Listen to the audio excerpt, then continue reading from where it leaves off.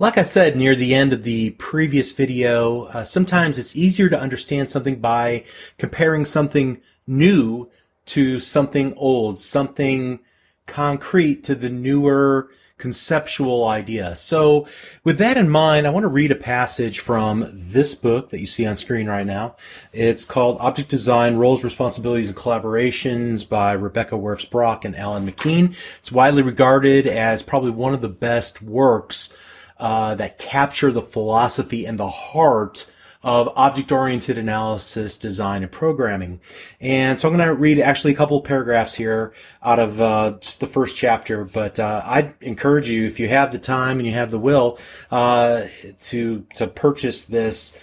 Admittedly, some of the things that it would tell you to do as you get to the middle of the book are going to be a little bit outdated, just because they kind of subscribe to the big upfront design philosophy, which I'll talk about later, and not an agile approach. But be that as it may, we're looking again at conceptual, high-level philosophy of object-oriented programming. And so a section entitled Object Machinery in Chapter 1, it says, all but the simplest of devices, both hardware and software, are designed from parts.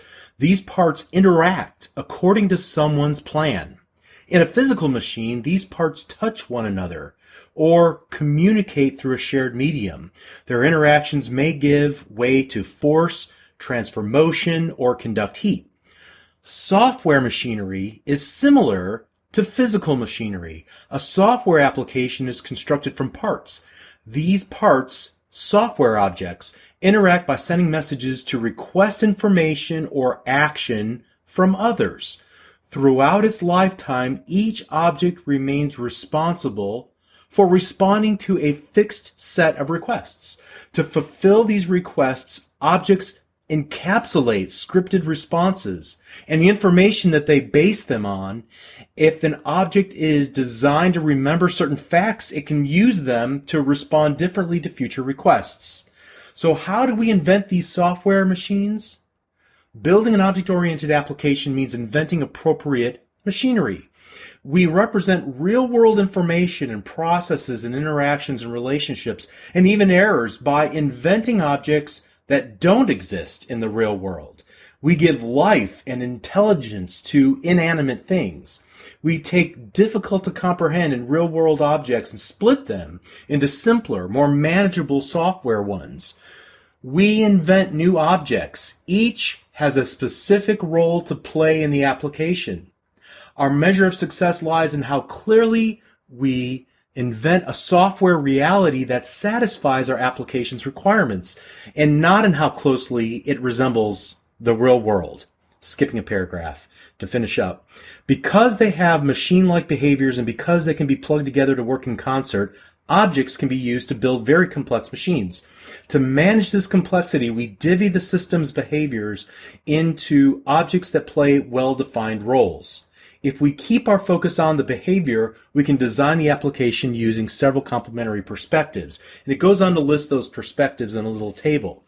You have the notion of an application, of an object, a role, a responsibility, a collaboration, and a contract. And we'll talk about those in one of the next lessons. You can see the little table here on screen. But at any rate, backing up just a little bit, and kind of the majority of that passage was talking about the crucial metaphor of software as a machine, perhaps even multiple machines in a factory, or perhaps multiple factories, all required to produce something complex. And so my mind personally goes back to when I was growing up as a kid. My dad worked at General Motors at a plant called Fisher Body in Willow Springs, Illinois, on the south side of Chicago, and they created the parts of car bodies. If you have a really old car, like from the 70s or maybe early 80s, you might still see the little indentation in, as you open the door, it says Body by Fisher. That's where those items on the car were actually stamped out. So we got to go on tour occasionally of the facility, which was massive. Even though I was young, I still remember how big those Fisher Body was. You started with raw materials, and it go through a number of presses and conveyor belts and a number of machinery until it came out the other side as the different sections of a car, whether it be the hood or the quarter panels or the doors. And that whole plant, as large as it was just to create the body of the car. Other factories throughout the United States, and then I think eventually throughout the world, began to produce the other pieces of the car, the engine, the transmissions, and so on. And I want to come back to the machine and the factory metaphor many times during this course. But for the moment, as we're getting started, I want to emphasize this notion of thinking about the end result and then how do we create the machinery to accomplish that. So back to the book, the passage I have highlighted, how do we invent these software machines? And here's the passage I want to read. We invent new objects. Each has a specific role to play in the application. Our measure of success lies in how clearly we invent a software reality that satisfies our application's requirements and not how closely it resembles the real world. So I think we're going to build on this idea of analyzing requirements and inventing a solution by designing object abstractions of the real world throughout the first half of this course. We'll talk about that. In other words, we know we want a car, or maybe specifically we know we want a door or a quarter panel to come out at the end of the production line. So what do we do to get there? How do we decompose the car as a whole? How do we assign roles to specific areas of the manufacturing facility? How do we give specific responsibilities to individual pieces of machinery that will go through and create instances of a door or a hood or whatever the case might be?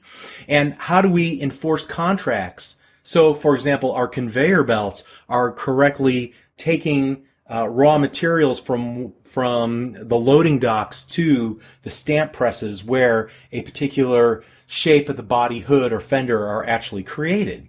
How do we keep those contracts, how do we enforce those contracts so that the robotic arms are in sync with whatever's happening in the presses? And so that's what we're looking at doing just from a more conceptual, ethereal perspective when we're designing our objects. All right, so again, we want to establish crucial metaphors. If you've ever had any experience, or if you can even just use your imagination on what it would take to actually manufacture the various parts of a car and assemble it together, I think that's a pretty vital idea because we're going to come back to that a number of different times. It's great because it's really one of the few things in our physical world that we can latch onto that has a strong equivalent in the software world. So we want to use that metaphor frequently. Okay, so let's continue on in the next lesson.